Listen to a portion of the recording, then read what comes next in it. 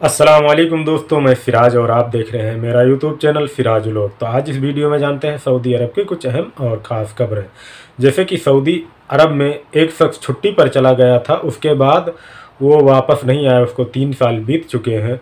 तो सऊदी अरब आ सकता है या सऊदी अरब छुट्टी जाने के बाद उसका कपिल हुरुम में डाल सकता है या नहीं डाल सकता है। तो उसके जवाब में ज़वाजात ने क्या बताया है, मैं आप लोगों के साथ शेयर करता हूँ। यह खबर है उर्दू न्यूज़ की। एक अन्य व्यक्ति ने हुरूब के बारे में पूछताछ करते हुए कहा, मैं 3 साल पहले छुट्टी पर पाकिस्तान गया था, बाद में नहीं लौटा। पता चला है कि पूर्व प्रायोजक ने भी शिकायत दर्ज कराई थी। इस संबंध में इमिग्रेशन कानून के तहत शिकायत दर्ज करने के लिए कार्यकर्ता को देश में मौजूद होना चाहिए और उसका निवास वैध होना चाहिए। जब तक निवास वैध नहीं होगा, कार्यकर्ता राज्य में मौजूद है, तब तक कोई फाइल नहीं हो सकती है। जैसे कि उसका शिकायत करने का मतलब था कि मैं छुट्टी चला आया हूँ, 3 साल हो गया है और हमको पता चला है, जो हमारा कपिल या कंपनी है उसने शिकायत दर्ज कराई है। तो इमिग्रेशन ने यही जवाब दिया है, जो यहाँ का पासपोर्ट विभाग है, कि जब तक जो काम करने वाला है, कर्मचारी है, वो सऊदी अरब में नहीं मौजूद होगा और उसका जो इकामा होगा वो वैलिड होना चाहिए, उसके बाद ही जो कपिल या कंपनी उसके खिलाफ शिकायत दर्ज कर सकती है। और इसमें यह बताया गया है, जो कपिल या कंपनी होती है, जैसे वीज़ा रद्द करना होता है तो एक खुर्ज अलम आइद होता है, उसके तहत वो शिकायत दर्ज करा सकता है। और नए कानून के हिसाब से जो ऐसे में जाते हैं और वापस नहीं आते हैं, उनको अब सिर्फ उम्रा और हज करने की इजाज़त होगी और वो वर्क वीज़ा पर नहीं आ सकते हैं, जो ये नया कानून आया है इसके तहत। एक खबर यह है कि सऊदी अरब में 15,000 से ज़्यादा लोग गिरफ्तार किए गए हैं।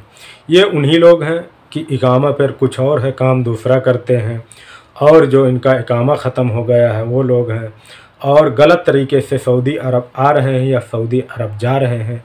तो उन लोगों की एक लिस्ट तैयार होती है। 15,000 से ज़्यादा लोग हैं।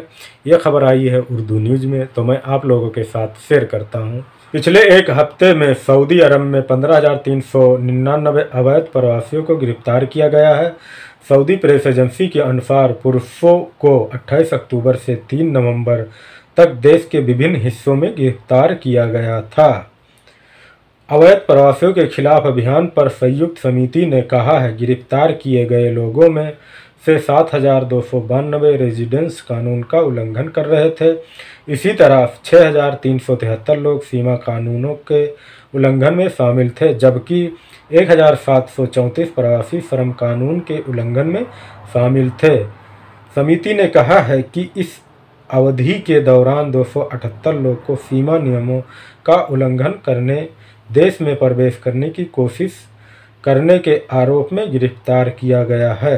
तो कुल मिलाकर, जैसे कि जिनके काम इकामा पर दूसरा है, काम दूसरा करते हैं, उनका इकामा ख़त्म हो चुका है और गलत तरीके से आ रहे थे, सब मिला के 15,399 लोगों को गिरफ्तार किया गया है। एक खबर यह है कि सऊदी अरब में कुछ दिन पहले एक खबर आई थी कि जो वैट है, यहाँ का टैक्स है, वो 5% कर दिया जाएगा। इस पर विचार किया जाएगा, कब से किया जाएगा कब से नहीं, ये खबर चली थी। उसी के हवाले से एक खबर है, तो आप लोगों के साथ मैं शेयर कर रहा हूँ। यह खबर आई है gulfhindi.com पर, तो मैं आप लोगों के साथ स्क्रीनशॉट शेयर करता हूँ।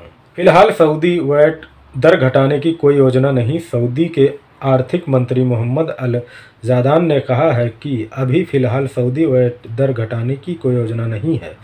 मंत्री का कहना है कि अगर कुछ सालों में आर्थिक स्थिति सुधरती है तब इस पर विचार किया जाएगा।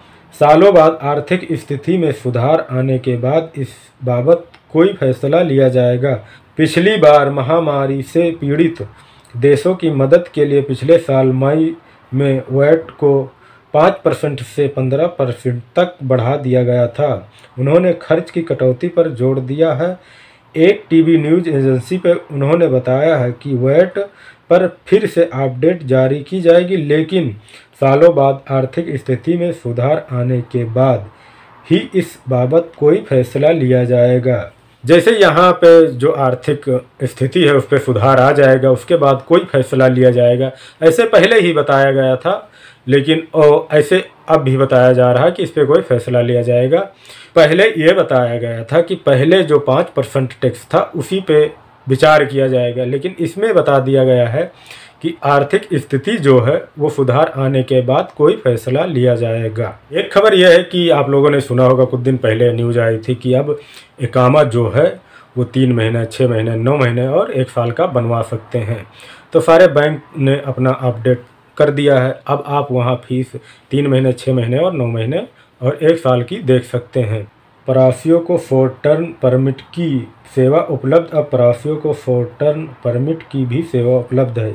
इससे प्रवासियों को पैसे की बचत होगी। अब प्रवासी ज़रूरत के हिसाब से 1 साल की जगह 3 महीने के लिए इकामा रिन्यू कर सकते हैं। 3 महीने वाले रेसिडेंट परमिट और अपने स्मार्टफोन पर इकामा परमिट का डिजिटल कॉपी सेव करते हैं। लोकल मीडिया ने जानकारी दी है कि 3 महीने वाले रेसिडेंस परमिट और अपना स्मार्टफोन पर इकामा का डिजिटल कॉपी सेव कर सकते हैं। आंतरिक मंत्रालय प्रिंस अब्दुल अजीज़ बिन सऊद बिन नाइफ ने इस सेवा को लॉन्च किया है। अवसर अफराद इंडिविजुअल प्लेटफार्म पर उपलब्ध है। अब बैंक भी वर्क परमिट की बैंक में 3, 6, 9 और 1 साल के लिए पेमेंट कर सकते हैं।